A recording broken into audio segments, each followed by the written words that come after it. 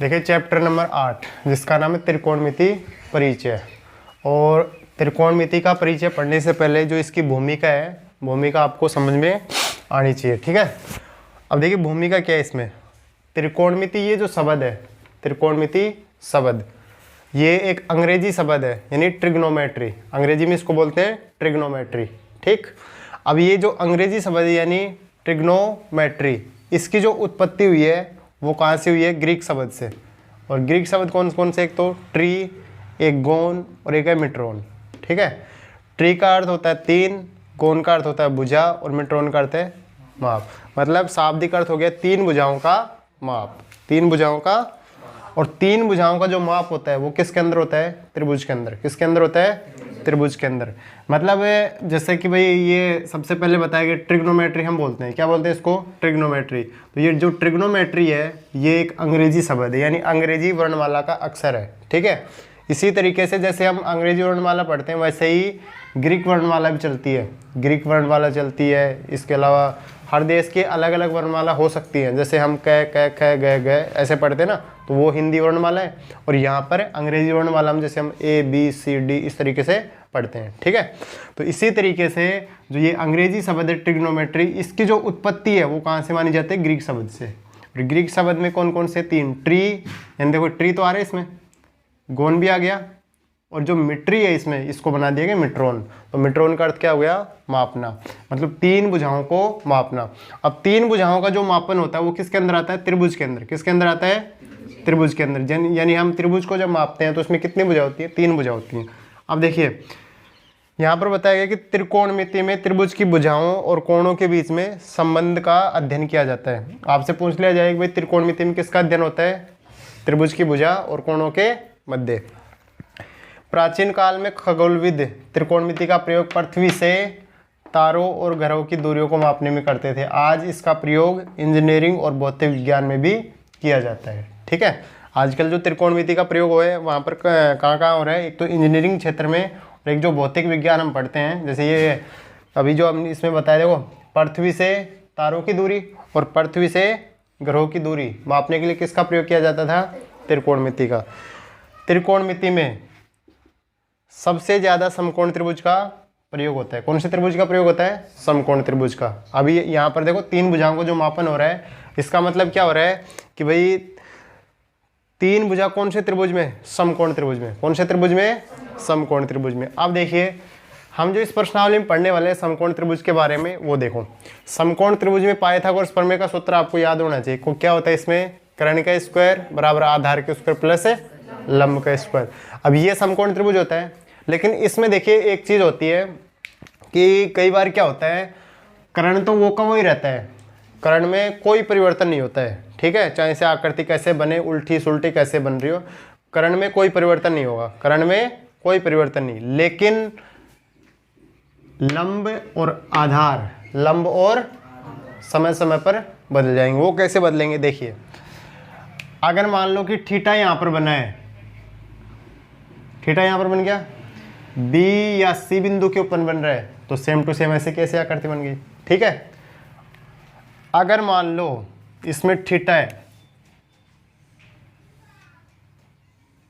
ये त्रिभुज है ए बी सी। ठीक है भाई, ए बी सी। इसमें अगर थीटा यहाँ पर बन गया ए बिंदु पर, कहाँ पर बन गया? तो ये कर्ण तो ऐसे कैसे है, लेकिन ये तो हो जाएगा आधार और ये क्या हो जाएगा? आपका लंब हो जाएगा। ठीक है, और थीटा के सामने जो भुजा होती है उसको बोलते हैं सम्मुख भुजा। क्या बोलते हैं? सम्मुख भुजा। और थीटा के पास वाली भुजा को बोलते हैं संलग्न भुजा। क्या बोलते हैं? संलग्न भुजा। संलग्न मतलब जुड़ी हुई भुजा एक दूसरे से। ठीक है, तो ये तो होगी। इसी तरीके से ये भुजा आपकी हो गई सम्मुख भुजा। ये कौन सी हो गई? सम्मुख भुजा। और ये कौन सी हो गई आपकी? संलग्न भुजा। कौन सी हो गई? संलग्न भुजा। ठीक है, कई बार परीक्षा में पूछ लिया जाता है, या फिर कई बार आपको इसमें दे दिया जाता है कि भाई सम्मुख भुजा ये है और संलग्न भुजा ये है। ठीक है, संलग्न भुजा का मान और सम्मुख भुजा का मान। तो उस समय आपको ये ध्यान रखना है थीटा के सामने, भाई सामने मतलब सम्मुख, सम्मुख का मतलब देखो, सम्मुख एक पर्यायवाची शब्द है, सम्मुख का पर्यायवाची शब्द लगाओ, क्या हुआ? सामने। क्या हुआ? तो ये सम्मुख है, तो देखो समुख यानी मुख के सामने, तो ये थीटा के सामने जो भुजा होगी वो क्या होगी? लंब होगी। क्या होगी? लंब होगी। और बाकी दूसरी भुजा को याद रख लोगे, वो कौन सी? संलग्न, बाकी ये कर्ण हो गया। ठीक है, समझ आ गया? थीटा जहाँ पर बनेगा वो भुजा कौन सी होगी? आधार भुजा होगी। कौन सी होगी? आधार। देखिए जैसे कि मान लो इसमें जो आपको दे रखा है कि जैसे मान लो आपको मुश्किल हो जाएगी साइन बी का मान निकालो, किसका मान निकालो? साइन बी का, साइन सी का, तो इसमें कोई परिवर्तन नहीं होने वाला है। लेकिन अगर ऐसे कह दे कि साइन ए का मान निकालो, साइन ए का, तो साइन ए का जब मान निकलवाएगा इसमें, तो यहाँ पर ये जो भुजा है ये तो क्या हो जाएगी? आधार भुजा, और ये क्या हो जाएगी? लंब भुजा हो जाएगी। ठीक है, समझ आ गया? अब देखिए त्रिकोणमितीय फलनों की बात करें, त्रिकोणमितीय फलन, तो त्रिकोणमितीय जो फलन होते हैं वो कौन कौन से होते हैं? Sine theta, cos theta, tan theta, cot theta, sec theta और कोसेक थीटा। ठीक है, अब देखिए जो ये साइन थीटा होता है, ये साइन थीटा किसका उल्टा होता है? कोसेक थीटा का। किसका होता है? कोसेक थीटा का। ठीक है, कोस थीटा होता है, ये किसका होता है? सेक थीटा का होता है। किसका होता है? और टेन थीटा होता है वो किसका होता है? कोट थीटा का होता है। ठीक है, यहाँ तक समझ में आ रहा है सभी को? कोई समस्या नहीं। अब देखो इनके व्युत्क्रम नाम भी होते हैं, मतलब उपनाम, व्युत्क्रम की बात है, उपनाम क्या होंगे? उपनाम। जैसे साइन है तो साइन का क्या हो जाएगा? इसको साइन के देखिए कई नाम हो सकते हैं इसमें, ये कोस हो गया, ये टेन हो गया, ये कोट हो गया, ये सेक हो गया और ये कोसेक हो गया। मतलब अगर बात करें हम साइन थीटा की, किसकी बात करें? साइन थीटा की बात, तो इसका ये रजिस्टर करेंगे,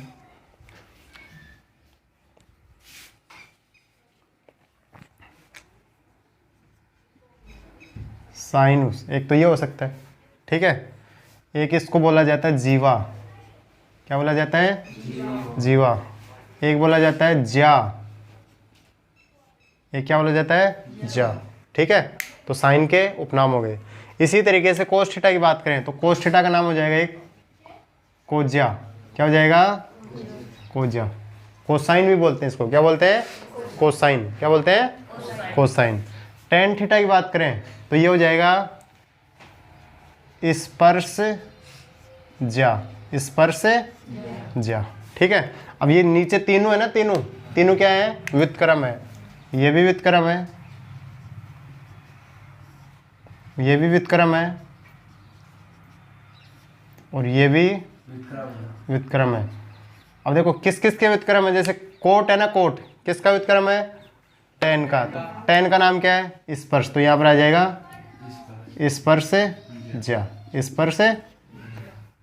सेक किसका उल्टा है? कोस का। तो ये हो जाएगा व्युत्क्रम कोज्या, व्युत्क्रम कोज्या। अच्छा, कोसेक किसका उल्टा है? साइन का। तो यहाँ पर हो जाएगा व्युत्क्रम ज्या, व्युत्क्रम ज्या। ठीक है, तो मतलब पहले जो इसमें चलते थे ये नाम, जैसे साइन का साइनुस भी था, जीवा भी था, ज्या भी था, है ना, और अर्धज्या भी बोलते हैं इसको। क्या बोलते हैं? अर्धज्या बोलते हैं। अच्छा देखो, तो ये बड़े बड़े जब ये नाम चलते थे तो उसमें इसको संक्षिप्त भी करना था। क्या करना था?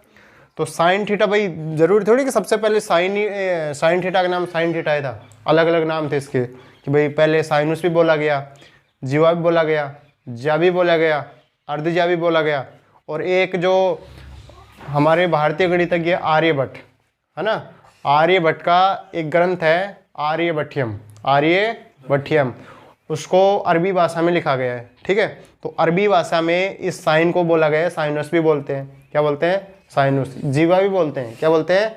जीवा। लेकिन जब धीरे धीरे ये जो शब्द है प्रचलन में आता गया तो इसके अलग अलग नाम भी बदलते गए। तो देखो साइन थीटा का सबसे पहले संक्षिप्त रूप, साइन थीटा का संक्षिप्त रूप साइन सबसे पहले किसने दिया था? एडमंड गुंटर ने। तो ये भी आप नोट कर सकते हो इसमें, 1581 से 1626 तक, यानी 1581 को इसका जन्म हुआ और इसकी जो जन्म मृत्यु है वो कितनी हुई थी? 1626 में। ये एक अंग्रेजी प्रोफेसर थे। क्या थे? अंग्रेज प्रोफेसर थे, अंग्रेज नहीं, अंग्रेज प्रोफेसर, अंग्रेज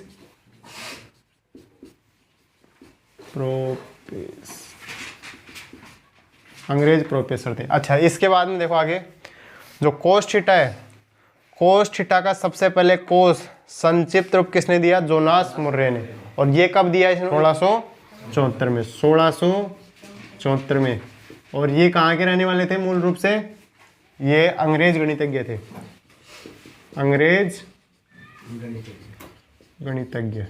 ठीक है, तो देखिए कोस थीटा का संक्षिप्त रूप किसने दिया? जोनास मुर्रे ने 1674 में। ठीक है, इसके बाद में साइन थीटा का जो संक्षिप्त रूप वो किसने दिया? एडमंड गुंटर ने। तो एडमंड गुंटर 1521 में जन्म और 1626 में इनकी मृत्यु हो गई। ये क्या थे? अंग्रेज प्रोफेसर थे। ये क्या थे? अंग्रेज प्रोफेसर। ठीक है, तो आप एक बार इसको उतारिए।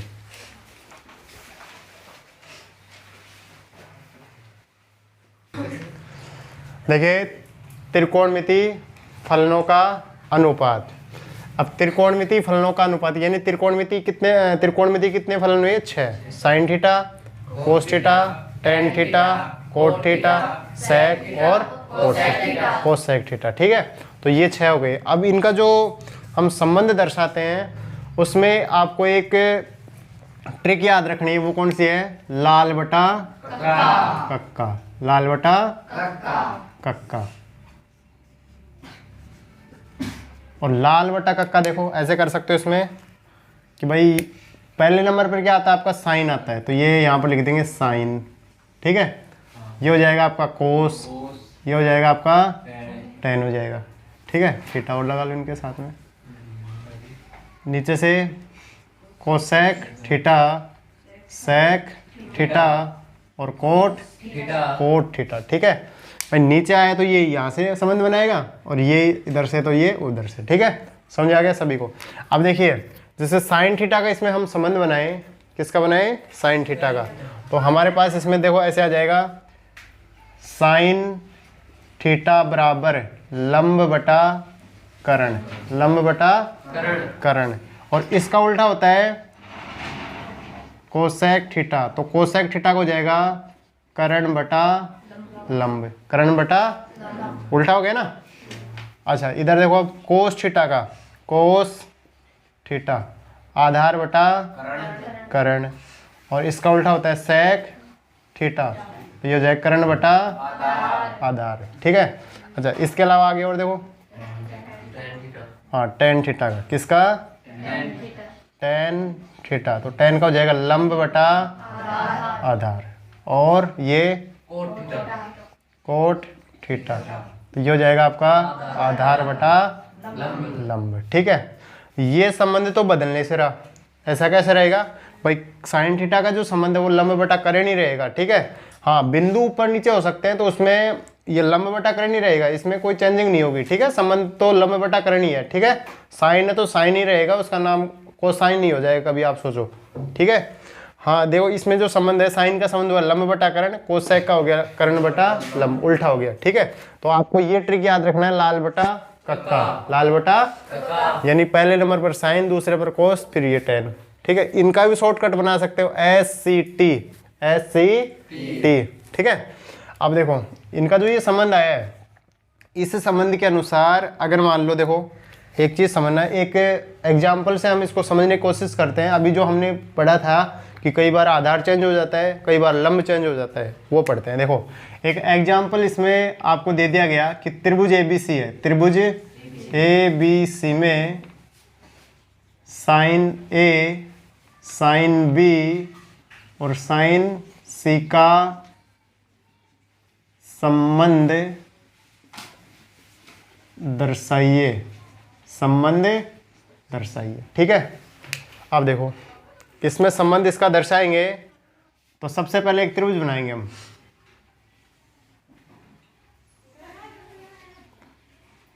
A, B और ये C। ठीक है, समझ आ रहा है सभी को? अब देखो हमारे पास पूछा गया इसमें sine A, sine B, sine C। भाई साइन है तो लंब बटा करण, ये भी लंब बटा, ये भी लंब बटा, तो ये तो बदल नहीं सरा, ये तो बदलेगा नहीं भाई, साइन है तो लंब बटा करण ही आएगा, सेक है तो कर्ण बटा आधार ही आएगा, तो ये तो बदलने से रहा, ये तो नहीं बदलेगा ना। देखो अब आगे देखो, इसमें एक की बात कर रहे हैं, किसकी बात कर रहे हैं, तो ए बिंदु नीचे है ना, ठीक है, तो नीचे है तो ये इसका आधार हो गया, मतलब ये इसका आधार, ठीक है, ये इसका लंब और ये इसका कर्ण। तो अब बताओ इसमें लंबभुजा का नाम क्या है, BC, BC बटा AC, BC बटा AC। साइन B ये भी नीचे ही है, तो ऐसा कैसा संबंध आ जाएगा, BC बटा AC। अब इसमें देखो ये काफ़ी इंपॉर्टेंट है, कई बार बच्चे इसमें गलती कर लेते हैं। साइन C, साइन यहाँ पर है ना C बिंदु, ठीक है, जैसे कि मान लो देखो ये है धरती यानी जमीन, इस पर ये बना दिया मैंने मकान, ये क्या बना दिया, मकान, मकान, और इस मकान के ऊपर एक और मकान बना दिया यानी मंजिल मान लो, है ना। अब समझना, देखो इस मकान का आधार क्या है, धरती है, ठीक है, और इस मंजिल का आधार क्या है, मकान की छत है, ये तो है ना, समझा क्या। तो यहाँ पर देखो ये बिंदु है ना C, यहाँ जैसे मान लो हम मकान यहाँ पर बना रहे हैं, कहाँ पर बना रहे हैं, इस C बिंदु पर, इसी पर तो बना रहे हैं ना, तो ये जब यहाँ से नीचे से खड़ी हुई तभी तो बनाना, तो ये इसका आधार हो गया, ये क्या हो गया, इसका आधार हो गया, तो मतलब आधार तो आइए, ये हो गया आपका आधार, और ये क्या हो जाएगा फिर लंब है, तो कर्ण में कोई चेंज नहीं होता है, कर्ण ऐसा कैसा ही रहेगा, तो आपका ये आ गया इसमें लंब बटा कर्ण, लंब बटा AB बटा AC, समझ आ गया सभी को। तो ये उतारो, देखिए उदाहरण नंबर 1, यदि tan A 4/3 कोण A के अन्य त्रिकोणमितीय अनुपात ज्ञात कीजिए, ठीक है। अब ये ध्यान रखना है, इसमें जब भी इस तरीके से आएगा अनुपात, त्रिकोणमितीय अनुपात, तो अनुपातों में क्या बनता है, समकोण त्रिभुज बनता है, क्या बनता है, तो हम यहाँ पर क्या करेंगे, एक समकोण त्रिभुज बनाएंगे सबसे पहले, और अगर पर्सन में चित्र दे रखा हो तब तो हम कुछ नहीं कर सकते, लेकिन अगर पर्सन में चित्र नहीं दिया गया हो और बिंदु हमें डिसाइड करना हो, जैसे A बिंदु है ना, तो A बिंदु को बनाओ नीचे A B, यहाँ पर मत बढ़ा देना, नहीं तो फिर लंब और आधार चेंज हो जाएंगे, लंब और आधार चेंज हो जाएंगे। तो देखो अब tan A और tan का संबंध किसमें, देखो लाल बटा कक्का लिख लो, लाल बटा कक्का, तो लंब बटा आधार, मतलब लंब कितना इसमें 4 है और आधार कितना है 3 है, ठीक है, तो लंब कितना हो गया 4 और आधार कितना हो गया, तो हमें ये भुजा अब निकालनी पड़ेगी ना। तो अभी हमने थोड़ी देर पहले इसमें चर्चा की, समकोण त्रिभुज ABC में पाइथागोरस प्रमेय से, पाइथागोरस भाई थीटा यहाँ पर ही तो बन रहा है, ठीक है, इस बिंदु पर, यानी ये आपका थीटा है इसमें, ठीक है, और ये तो 90 डिग्री इसका, ये तो क्या है। अब देखो कर्ण का स्क्वायर बराबर आधार का स्क्वायर और प्लस में लंब का स्क्वायर, तो कर्ण बताओ इसमें क्या है, AC का स्क्वायर बराबर आधार कितना 3 और लंब कितना है 4 का स्क्वायर, तो AC स्क्वायर बराबर 9 प्लस 16, तो AC बराबर ये कितना हो जाएगा 25, और जब इसका स्क्वायर हटेगा इसके ऊपर आ जाएगा रूट, तो AC का मान कितना आ गया 5 आ गया। वैसे त्रिक संख्या भी होती है 3 4 5, तो इसका मान कितना आया 5 आया। अब इसमें क्या कर रहा है, अन्य त्रिकोणमितीय अनुपात ज्ञात करो, तो अन्य का मतलब जैसे आपको एक तो निकालना है साइन ए दे रखा है तो A आएगा, कोस A, ठीक है, फिर tan A तो है ना, तो tan A को तो छोड़ दो, कोट A, sec A और कोसेक A। अब देखना इसका एक तरीका बताता हूँ निकालने को, 2 मान निकलेंगे इसमें। साइन का संबंध क्या होगा, लंब बटा कर्ण, लंब बटा कर्ण हो गया, तो लंब कितना है इसमें 4 और कर्ण कितना है। अब साइन का उल्टा क्या होता है, कोसेक होता है ना, तो कोसेक का मान कितना हो गया 5 बटा 4 हो गया, ठीक है। कोस A, तो कोस का संबंध आधार बटा आधार बटा करण में बना, तो आधार कितना है इसका 3, आधार बटा करण लिखो 3/5। कोस का उल्टा सेक, तो इसका मान कितना हो जाएगा 5/, इसका दे रखा है पहले, क्या दे रखा है, ये दे रखा है ना, तो कोट इसका उल्टा होता है, तो ये हो जाएगा 3/4 हो जाएगा। ठीक है, तो ये आपका एग्जाम्पल हो गया एक। इसी तरीके से इस प्रश्नावली के क्वेश्चनों को हम करेंगे।